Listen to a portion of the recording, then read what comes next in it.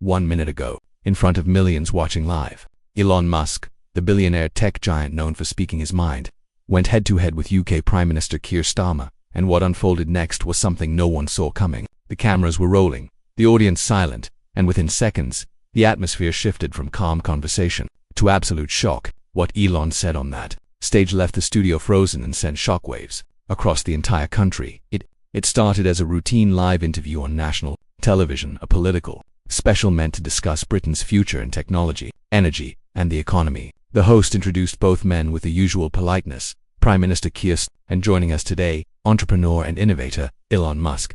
The studio lights glowed, the crowd applauded softly, and everything seemed perfectly ordinary. But no one could predict that this polite conversation was about to turn into one of the most talked-about moments in British media history. That as the discussion began, Starmer spoke with his usual calm and political tone. He talked about responsible innovation and balancing progress with fairness. Elon sat quietly, listening, his face unreadable. The camera cut between them, capturing every micro-expression. Then, as soon as Starmer mentioned the words government regulation on social media and AI companies, Elon's eyes narrowed slightly. The audience could sense something was coming. The host turned to Musk and asked, "Elon, what's your response to the Prime Minister's view that companies like yours need stronger control to protect public interest?" For a moment there was silence. Elon leaned forward, his hands clasped, his tone calm but sharp. "If your idea of protecting the public means silencing innovation, then Britain is in bigger trouble than I thought."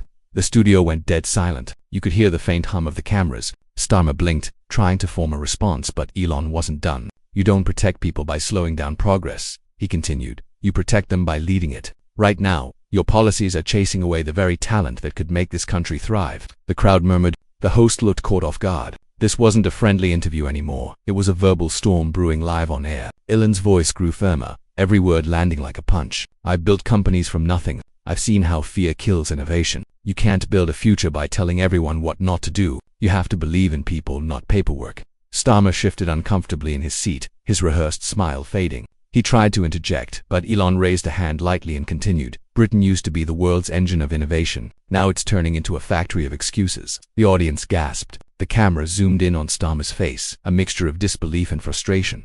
Within seconds, the debate transformed into a live confrontation. The host tried to steer the conversation back, but Elon wasn't done making his point. His tone wasn't angry, it was brutally honest. "When leaders are afraid of change," he said, "the people pay the price, and that's what's happening right now."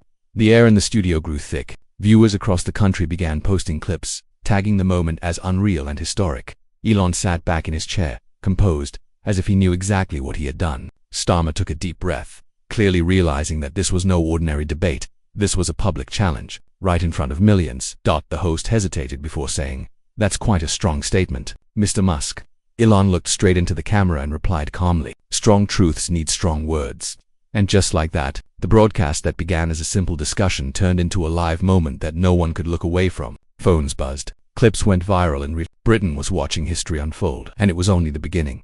The silence that followed. Elon Musk's last line was heavy, the kind of silence that feels louder than sound. The host tried to smile, hoping to bring things back to a normal discussion, but everyone in the room could feel it. Something had shifted. Elon had broken the invisible wall that separates polite debate from brutal truth. Keir Starmer straightened his tie, forcing a grin. "Mr. Musk," he said, his voice measured but tense, "the government isn't against innovation. We simply want to make sure technology works for the people, not against them." Elon didn't even blink. "That sounds good in a speech," he said slowly. "But let's be honest, every new idea faces resistance from politicians who fear losing control. You say it's about safety. I say it's about power." The crowd let out a soft gasp. The host quickly cut in, "Gentlemen, let's keep this civil." But it was already too late. The debate had turned into a showdown. Elon leaned forward, his voice low but cutting through the air. "I've seen how this story ends. Keir, governments talk about protecting people, but what they really do is protect their comfort. Meanwhile, innovation dies, and ordinary citizens lose the future they deserve." Starmer tried to hold his ground. "Elon, you can't run a country like a startup. This is about accountability." "Accountability," Elon interrupted, his tone sharper now. "You're accountable after failure. Innovation prevents failure before it happens. You're solving problems that don't even exist yet while ignoring the ones right in front of you." The studio audience murmured again. Cameras zoomed in. The tension was visible to men representing two worlds colliding live on air. Elon continued, "I've been to your country's universities. Brilliant minds everywhere, yet they're leaving for America, for Asia, for anywhere that doesn't tie their hands. Why? Because your system punishes risk and rewards caution. You say it's for safety, but you're suffocating progress. Starmer's face hardened. That's a serious claim, he replied, trying to steady his tone. Britain has always supported creativity and science. But we must have rules, Mr. Musk. Without them, we'd have chaos. Elon chuckled softly. Chaos, he said, leaning back in his chair. Sometimes chaos is the birthplace of greatness. The world wasn't built by people who followed every rule. It was built by those who broke them to make something better. The host looked uneasy. He glanced toward the producers, but they motioned to keep rolling. This was live gold. Elon turned to the camera again. His voice dropped, calm and confident. The problem isn't that Britain lacks talent. It's that Britain lacks courage. You can't lead the future while apologizing for it.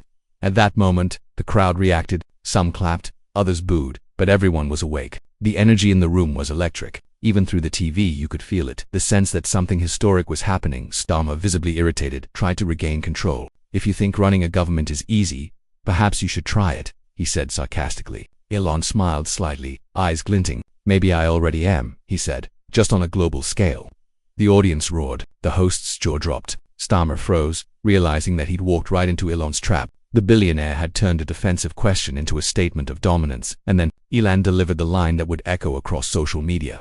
For the next 24 hours you can regulate technology all you want, Prime Minister, but you can't regulate ideas. You can't stop the future, no matter how many laws you write.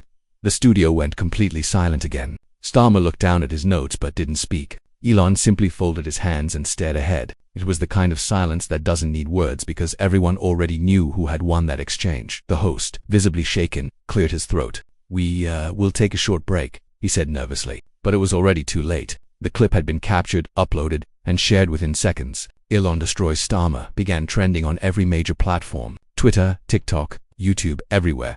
What had started as a calm debate about policy had turned into a global spectacle of raw confrontation, and for the first time, it looked like the Prime Minister had met his match. The break ended, but the real storm had only just begun. As the cameras cut to commercials, chaos erupted not just in the studio, but across the entire nation. The clip of Elon's final words, "You can't stop the future," was already spreading like wildfire. Within minutes, it became the most replayed moment on social media. News anchors rushed to re-edit headlines. Commentators scrambled to take sides. The internet was exploding.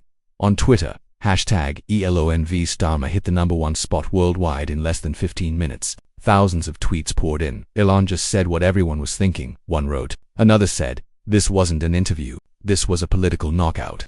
Others defended Starmer, calling Elon arrogant and reckless. Memes flooded timelines, one showing Starmer's stunned face, captioned, "System crash detected."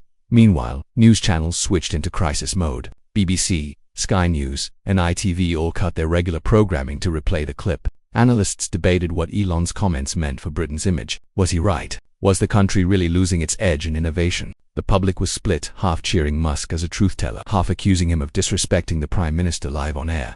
Outside the studio, reporters swarmed the building, hoping for a reaction. Paparazzi snapped photos of Elon's car as it left the premises. A crowd of supporters had already gathered outside, chanting free speech for the future. Someone waved a sign that read, "Let Elon speak." The noise grew louder. People argued on the sidewalks, in cafes, in offices. It wasn't just a TV moment anymore. It had become a national argument.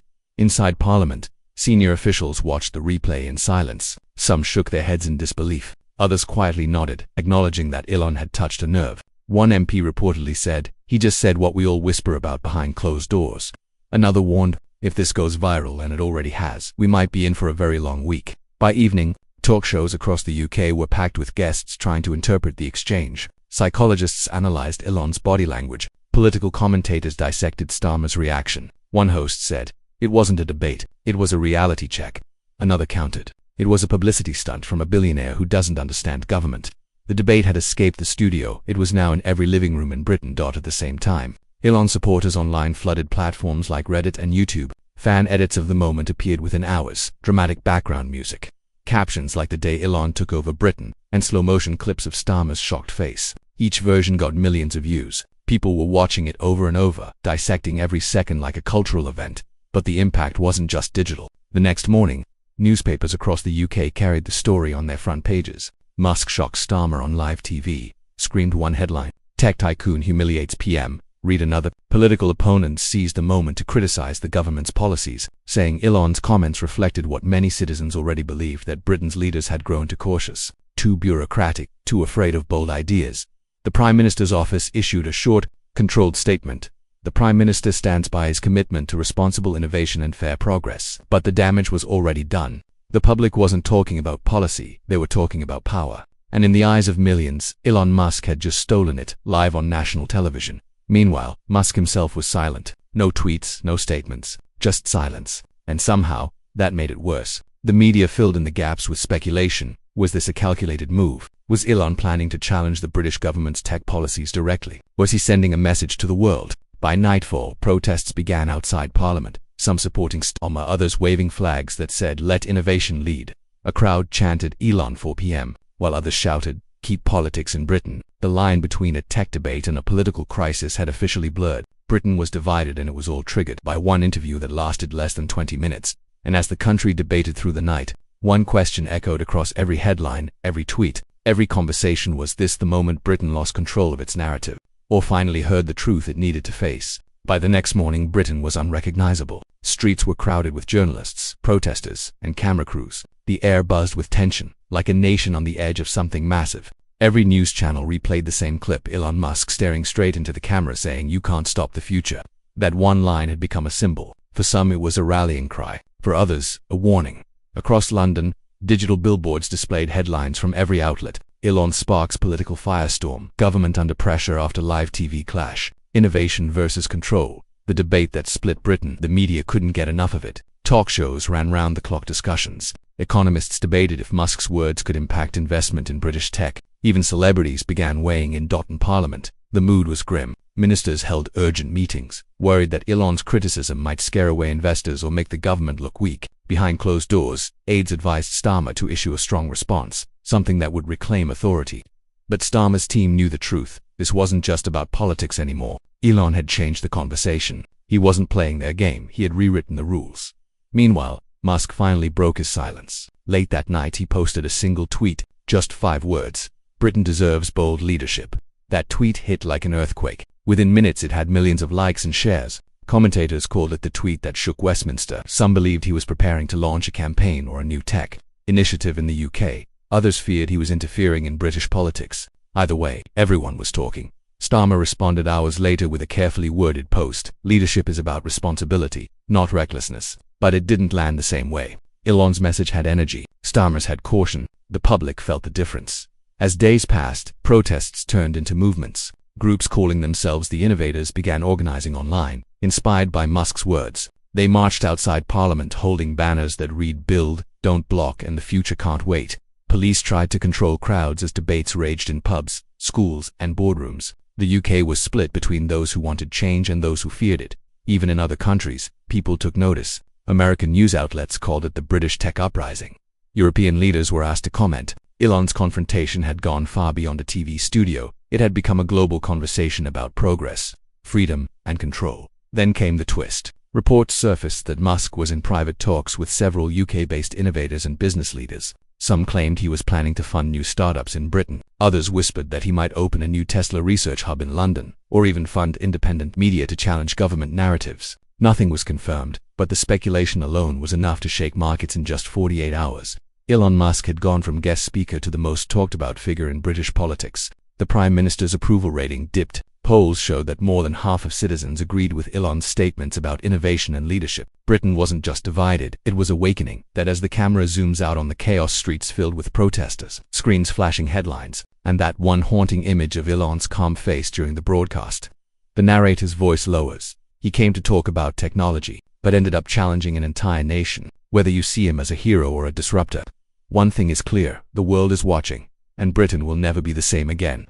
Soft, tense music builds, because sometimes it only takes one voice, one sentence, and one moment to change everything. Fade out. Text on screen. 1 min. ago, the moment that shook Britain.